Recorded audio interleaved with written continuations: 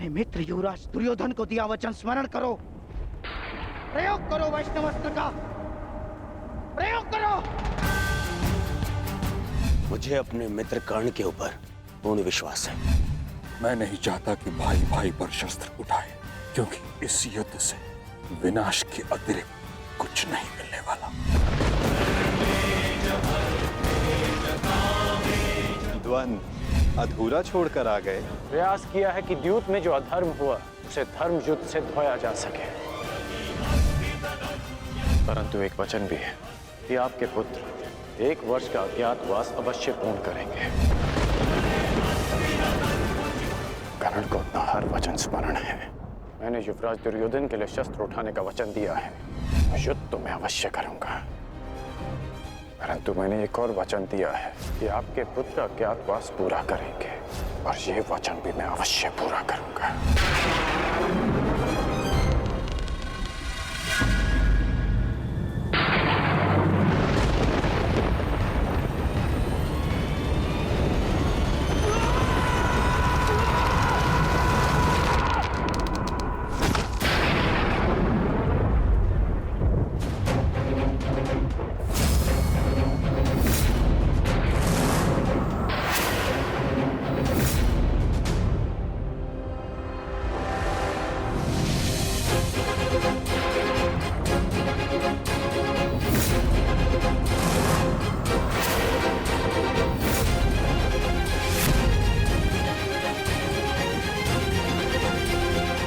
धनुष की प्रत्यंचा टूट गई है बृहन्नला।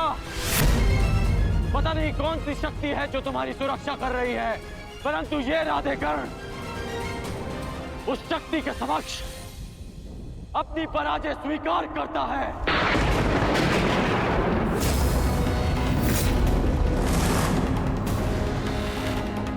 क्षमा कीजिएगा युवराज, परंतु मैंने आपको अपना दिया वचन और हस्तिनापुर के लिए अपना उत्तरदायित्व पूर्ण करने का प्रयास किया, परंतु प्रारब्ध ने मेरा साथ नहीं दिया।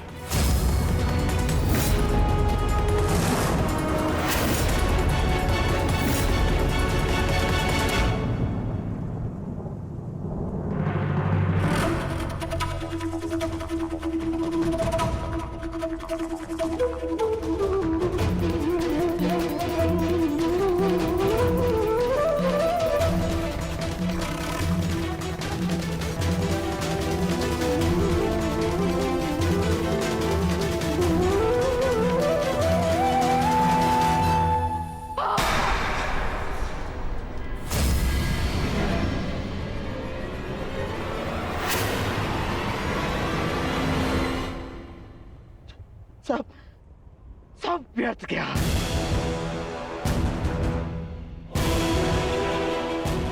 इतना परिश्रम, इतनी योजना, सब व्यर्थ गया। सब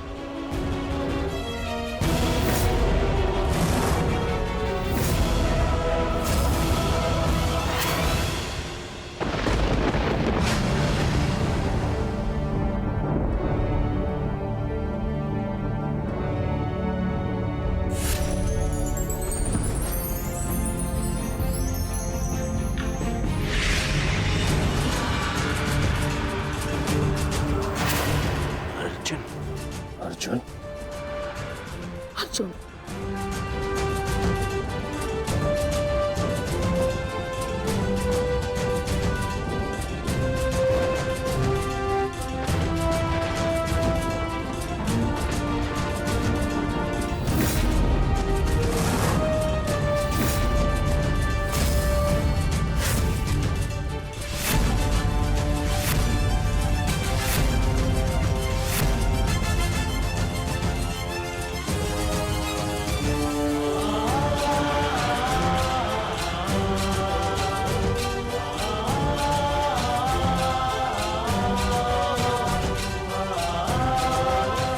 अज्ञातवास पूर्ण हुआ ज्येष्ठ।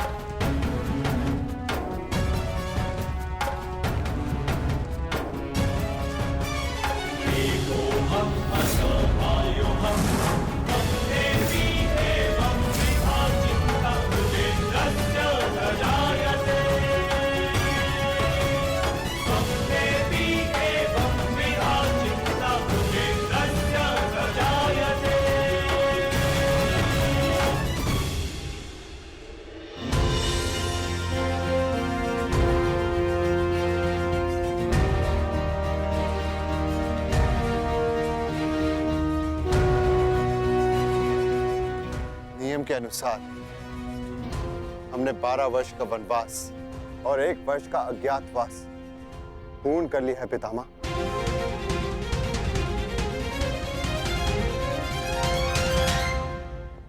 आपसे ये आशा नहीं थी धर्मराज कि आप असत्य भाषण करेंगे।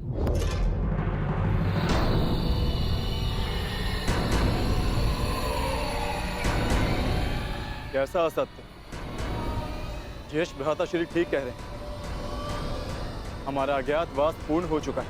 नहीं प्रिय अर्जुन, सभी नियमों का पालन नहीं हुआ है।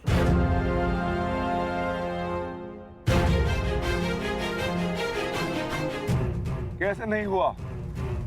13वें वर्ष में हमें कोई पहचान ना सके, यही नियम था। हाँ। और इस नियम को समझने के लिए तुम लोगों के पास पुनः 13 वर्ष का समय होगा भीम, है ना दुर्योधन? समझाओ इसे। हाँ मामाश्री, क्योंकि नियम अनुसार पहचाने जाने पर असत्य बोलना भी नियम भंग करना होता है, और असत्य बोलकर तुमने नियम भंग किया।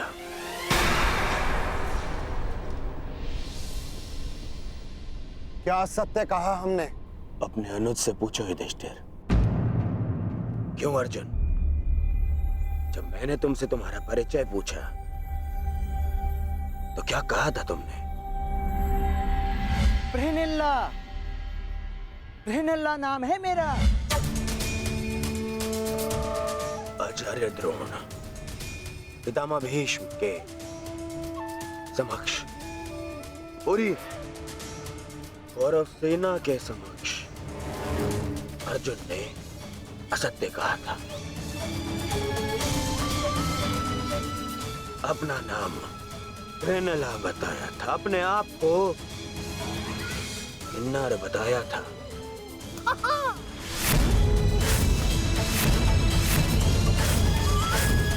क्यों अर्जुन, क्या ये असत्य नहीं था?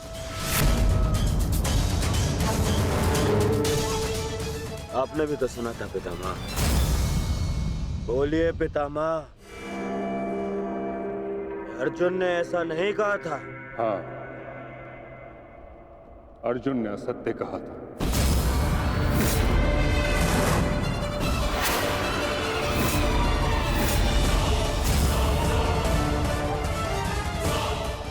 और अर्जुन ने अपना नाम बृहन्नला बताया था, और वो ही बृहन्नला अर्जुन बन के सामने खड़ा है।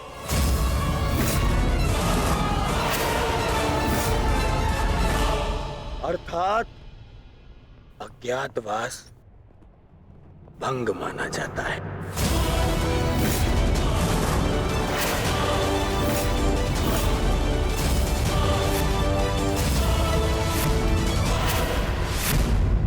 जाओ पांडवों, वापस वन में जाओ और योजना बनाओ कि अगली बार 12 वर्ष के पश्चात अज्ञातवास में कैसे पकड़े ना जाओ। हैं? जाओ। जाओ जाओ जाओ। नहीं दुर्योधन, अज्ञातवास भंग नहीं हुआ है दुर्योधन। मैंने कोई असत्य नहीं बोला और ना ही मैंने कोई नियम भंग किया है।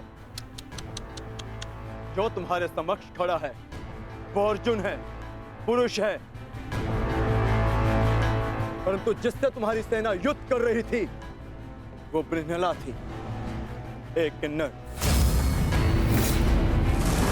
देव अप्सरा देवी उर्वशी ने मुझे शाप दिया था, इसलिए 1 वर्ष तक मुझे किन्नर बनकर रहना पड़ा। परंतु आज सूर्यास्त के पश्चात वो शाप पूर्ण हुआ। अब मुझे अपना वास्तविक रूप प्राप्त हुआ।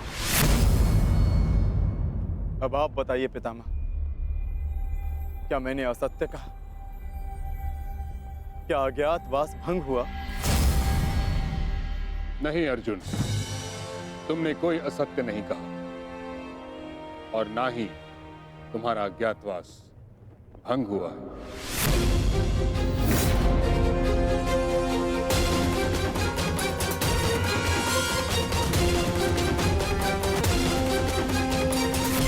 परंतु मैंने इसे पहचान लिया था पितामह। नहीं दुर्योधन, तुमने पहचाना नहीं था। तुम्हें आभास हुआ था कि ऐसा बाण केवल अर्जुन चला सकता है। यदि तुम्हें विश्वास होता तो तुम अंगराज से वैष्णवास्त्र का संधान करने को नहीं कहते। इसलिए मौन रहो। मैं ये घोषणा करता हूं कि पांडवों का अज्ञातवास सफलतापूर्वक पूर्ण हुआ।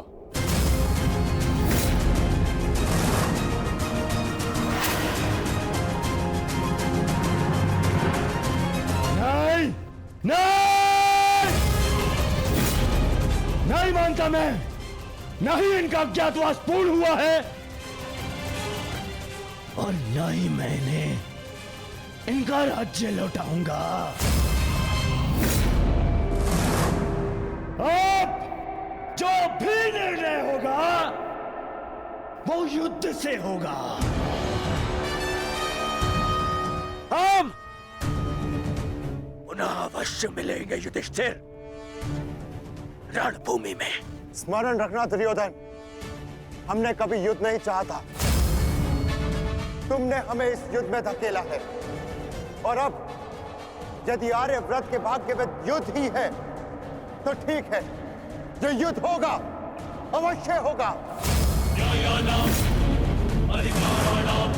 यदि न्याय और नीति के लिए हम वनवास भोग सकते हैं तो न्याय की स्थापना के लिए हम युद्ध भी अवश्य कर सकते हैं।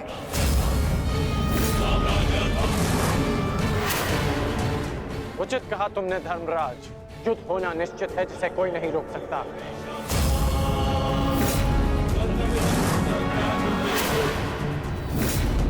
अज्ञातवास पूर्ण होने का सुख कुछ ही दिनों तक रहेगा धर्मराज। हमने बिन 13 वर्षों को यूं ही नहीं काटा है कर्ण।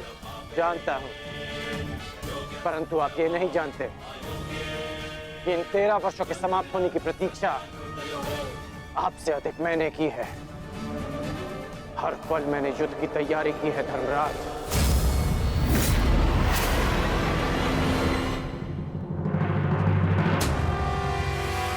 स्मरण रखना अर्जुन, अगली बार ना मेरी प्रत्यंचा टूटेगी और ना ही सूर्यास्त तुम्हें बचा पाएगा।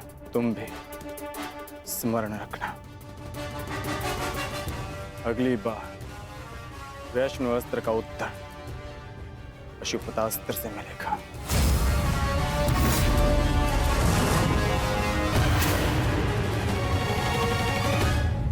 समझ में नहीं आता युधिष्ठिर, मैं किन शब्दों में आपका धन्यवाद करूं। आप पांचों ने ना केवल मेरी, मेरे परिवार की, अपितु मेरी प्रजा की भी रक्षा की है। आभार की आवश्यकता नहीं है महाराज, क्योंकि हम स्वयं आपके उपकारों के तले दबे हैं। यदि विराट नगर ने हमें शरण न दी होती तो हम फिर से 12 वर्ष का वनवास भोग रहे होते। सम्राट, समझ नहीं आता कि आपका ये ऋण कैसे चुकाऊंगा मैं। जीवन भर भी आपके चरणों में सेवा करूं, ये ऋण नहीं उतार पाऊंगा मैं। ऋण उतारने के लिए चरणों पर गिरने की आवश्यकता नहीं है विराट राज।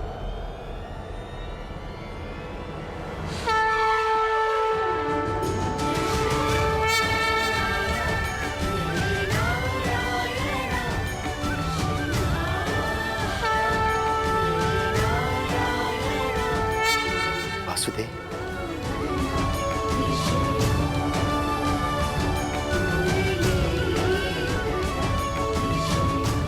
प्रणिपात वासुदेव।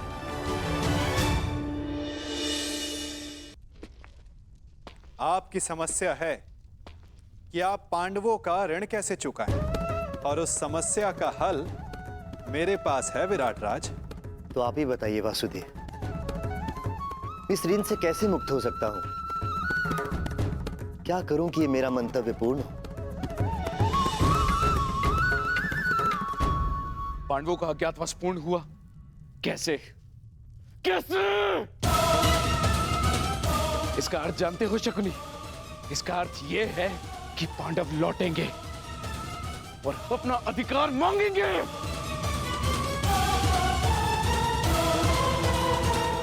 उनके मांगने से क्या होता है पिताश्री?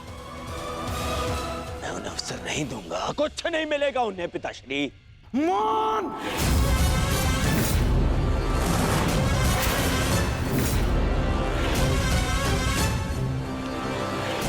मान रहो दुर्योधन, मान!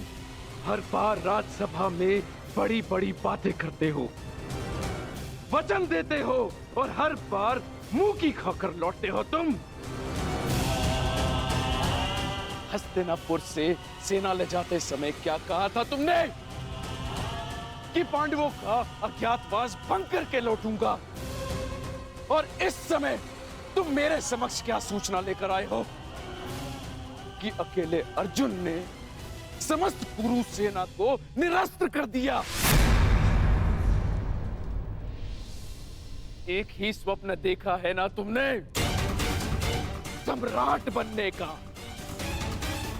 अरे अगर एक अर्जुन को ना संभाल सके तुम, तो ये हस्तिनापुर का साम्राज्य क्या संभालोगे?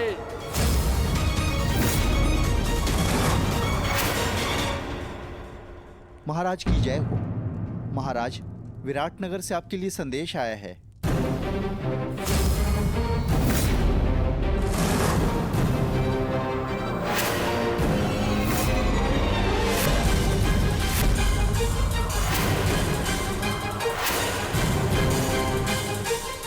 कृष्ण, विराटनगर से क्या संदेश आ सकता है? अवश्य उन पांडवों का ही संदेश होगा।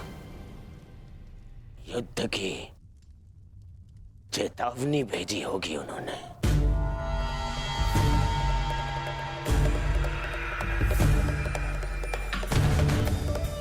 संदेशा पढ़ो शकुनी।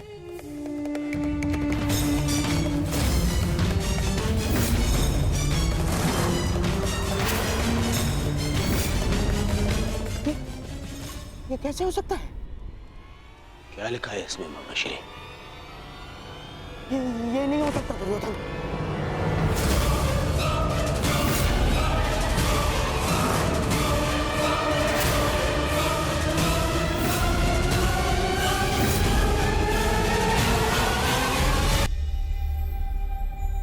कहीं पांडवों ने युद्ध की चेतावनी तो नहीं दी? आक्रमण की चेतावनी नहीं, विवाह का निमंत्रण आया है। विवाह? किसका विवाह? विराट कुमारी उत्तरा का। किसके साथ? उससे जिसमें साहस के साथ बुद्धि भी।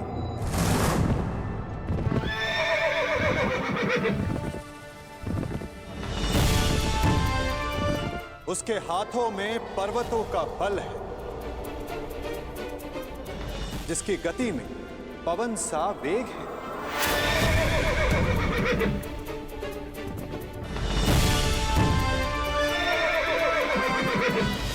जिसके विषय में तुलना ही नहीं की जा सकती कि उसके बाणों की धार अधिक तीक्ष्ण है या उसका मस्तिष्क।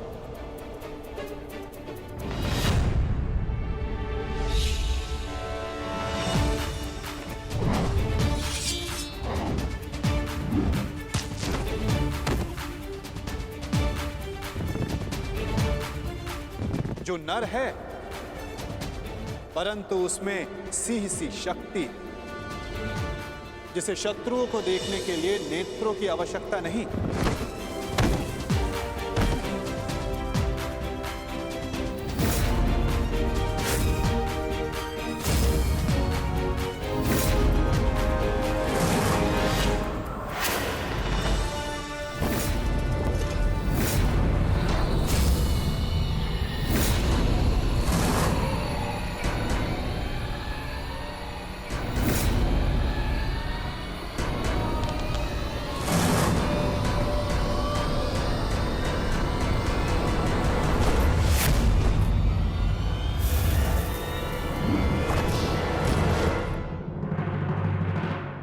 जिसकी शक्ति शेष नाग के समान है,